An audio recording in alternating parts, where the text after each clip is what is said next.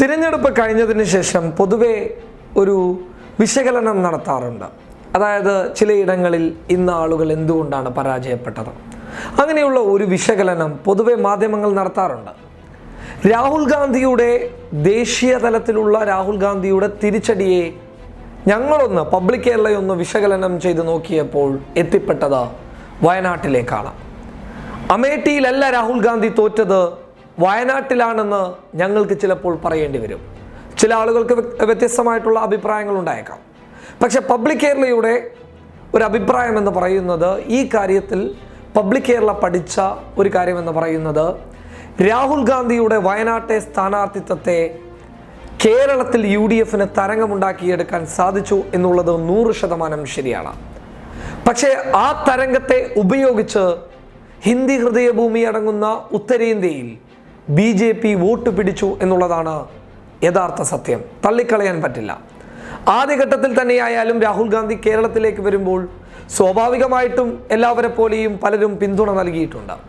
അതൊരു ആഗ്രഹമായിരുന്നു. കാരണം ഇന്ത്യയുടെ ഭാവി പ്രധാനമന്ത്രി കേരളത്തിൽ നിന്നുള്ള ഒരാളായി കഴിഞ്ഞാൽ, കേരളത്തിൽ നിന്നുള്ള ഒരാളെന്ന് പറഞ്ഞു കഴിഞ്ഞാൽ കേരളത്തിൽ നിന്ന് മത്സരിച്ച ഒരാളായി കഴിഞ്ഞാൽ അതൊരു വലിയ ആഘോഷമാണ്, വലിയൊരു അഭിമാനമാണ്, കേരളക്കാരുടെ വലിയൊരു ആഗ്രഹമായിരുന്നു. നിറഞ്ഞ മനസ്സോടുകൂടി അവർ രാഹുൽ ഗാന്ധിയെ വൻ ഭൂരിപക്ഷത്തിലൂടെ വിജയിച്ച് കയറ്റുകയും UDFന് കോൺഗ്രസിന് വലിയ മുന്നേറ്റം ഉണ്ടാക്കാൻ കേരളത്തിൽ സാധിക്കുകയും ചെയ്തു. അതിൻ്റെ യാഥാർത്ഥ്യം നമ്മൾ കണ്ടതാണ്. ഇന്നോളം ഇല്ലാത്ത ഒരു ഭൂരിപക്ഷത്തിലേക്ക് പലരും കടന്നു പോകുന്ന, ഇന്നോളം കേരളത്തിൽ സംഭവിച്ചിട്ടില്ലാത്ത വസ്തുതാപരമായിട്ടുള്ള ചില മുന്നേറ്റങ്ങളെ കണ്ട് ചിലരുടെ കണ്ണുകൾ പോലും തള്ളിപ്പോയിട്ടുണ്ട്. പക്ഷേ ഈ നേട്ടങ്ങളൊക്കെ കേരളത്തിനകത്ത് ഒതുങ്ങുമ്പോൾ മറ്റുള്ള ഇടങ്ങളിൽ ഈ നേട്ടങ്ങൾക്ക് ബദലായി BJP ശക്തമായിട്ടുള്ള നീക്കങ്ങൾ കൊണ്ടുവന്നിട്ടുണ്ട് എന്നുള്ളതാണ് യാഥാർത്ഥ്യം. യോഗി ആദിത്യനാഥിൻ്റെ മുസ്ലിം ലീഗിൻ്റെ പച്ച പതാകയെ ഉപയോഗിച്ചുകൊണ്ടുള്ള വൈറസ് പരാമർശവും ഹിന്ദി ഹൃദയഭൂമിയിൽ രണ്ടും കൽപ്പിച്ചുള്ള BJPയുടെ കുതന്ത്രത്തിൻ്റെ ഭാഗമായിരുന്നു എന്നുള്ളത് ശരിവെക്കുന്ന രീതിയിലേക്കാണ് കാര്യങ്ങൾ കടന്നു പോയിട്ടുള്ളത്. വോട്ടിംഗ് മിഷനുകളിലെ അട്ടിമറികൾക്ക് അപ്പുറത്ത് ചിന്തിക്കപ്പെടേണ്ട ചില വസ്തുതകളാണ് പറയാൻ വേണ്ടി പോകുന്നത്.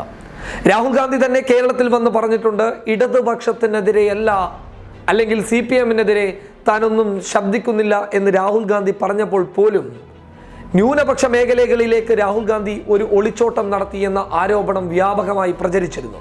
ആ രീതി ഉപയോഗിച്ച് വലിയ പ്രചരണമാണ് ഹിന്ദി ഹൃദയഭൂമി അടങ്ങുന്ന ഉത്തരേന്ത്യയിലൊക്കെ BJPയുടെ നേതാക്കൾ നടത്തിയിട്ടുള്ളത്. യോഗി ആദിത്യനാഥിൻ്റെ പരാമർശം അതെന്തുകൊണ്ട് എടുത്തു പറഞ്ഞു എന്ന് വെച്ചു കഴിഞ്ഞാൽ അതും ഒരു തന്ത്രമായിരുന്നു എന്നുള്ളതാണ് തിരഞ്ഞെടുപ്പിന് ശേഷമുള്ള വിശകലനത്തിൽ മനസ്സിലാക്കാൻ വേണ്ടി സാധിച്ചത്.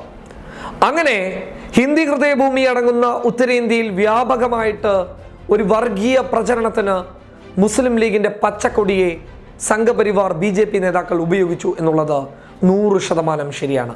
ആര് വിചാരിച്ചാലും തള്ളിക്കളയാൻ പറ്റാത്ത ശരി.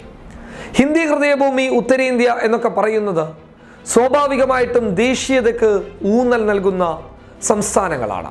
അവിടെയുള്ള ജനങ്ങളായാൽ പോലും ദേശീയതയ്ക്ക് വലിയ ഊന്നൽ നൽകുന്നുണ്ട്.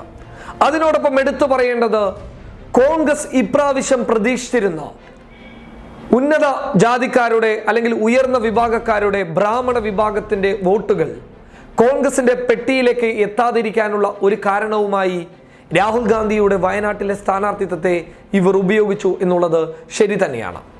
മുസ്ലിം ലീഗിൻ്റെ പച്ച പതാക അത് പാകിസ്ഥാൻ പതാകയല്ല എന്നുള്ളത് നമുക്ക് വ്യക്തമായി അറിയാം. കേരളീയർക്കറിയാം എന്താണ് മുസ്ലിം ലീഗ് എന്നുള്ളത്.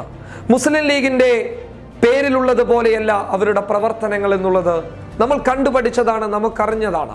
എത്രത്തോളം മാന്യമായ രീതിയിലാണ് അവർ തിരഞ്ഞെടുപ്പിനെ നേരിടുന്നത്, രാഷ്ട്രീയപരമായിട്ടുള്ള അവരുടെ നീക്കങ്ങൾ എത്രത്തോളം പ്രശംസനീയമാണ് എന്നൊക്കെയുള്ളത് പൊതുവെ സംസാരിക്കപ്പെട്ടിട്ടുള്ള കാര്യങ്ങളാണ്. ചില വിമർശനങ്ങൾ ഉണ്ടെങ്കിൽ പോലും വർഗീയതയ്ക്ക് ഊന്നൽ നൽകുന്നില്ല എന്നുള്ള യാഥാർത്ഥ്യം കൃത്യമായി പരിശോധിച്ചു കഴിഞ്ഞാൽ മുസ്ലിം ലീഗിൽ നിന്ന് നമുക്ക് വ്യക്തമാക്കാൻ വേണ്ടി സാധിക്കും.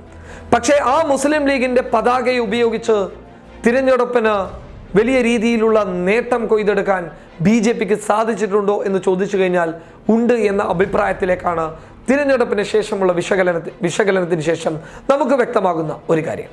മറ്റൊരു കാര്യം എന്ന് പറയുന്നത്, രാഹുൽ ഗാന്ധി ന്യൂനപക്ഷ മേഖലകളിലേക്ക് ഒളിച്ചോടിപ്പോയി എന്ന് പറഞ്ഞതിനെ പ്രതിരോധിച്ച് നിർത്താൻ വേണ്ടിയിട്ട് കോൺഗ്രസിന് സാധിച്ചിട്ടില്ല എന്നുള്ളത് യാഥാർത്ഥ്യമാണ്. ഹിന്ദി ഹൃദയഭൂമി അടങ്ങുന്ന ഉത്തരേന്ത്യയിൽ ശക്തമായിട്ടുള്ള പ്രചരണങ്ങൾക്ക് രാഹുൽ ഗാന്ധിക്കോ പ്രിയങ്ക ഗാന്ധിക്കോ സാധിച്ചിട്ടില്ല. മറിച്ച് അവർ പരിശ്രമിച്ചിട്ടുണ്ട് എന്നുള്ളത് ശരിയാണ്. പ്രവർത്തക സമിതിയിൽ രാഹുൽ ഗാന്ധി മുന്നോട്ട് വെച്ചിട്ടുള്ള ഒരു കാര്യം തന്നെ എടുത്തു നോക്കിയാൽ മനസ്സിലാകുന്നത്, കമൽനാഥിനെയും അതുപോലെ തന്നെ ഗെഹ്ലോട്ടിനെയും വലിയ രൂക്ഷമായി വിമർശിക്കുകയുണ്ടായി.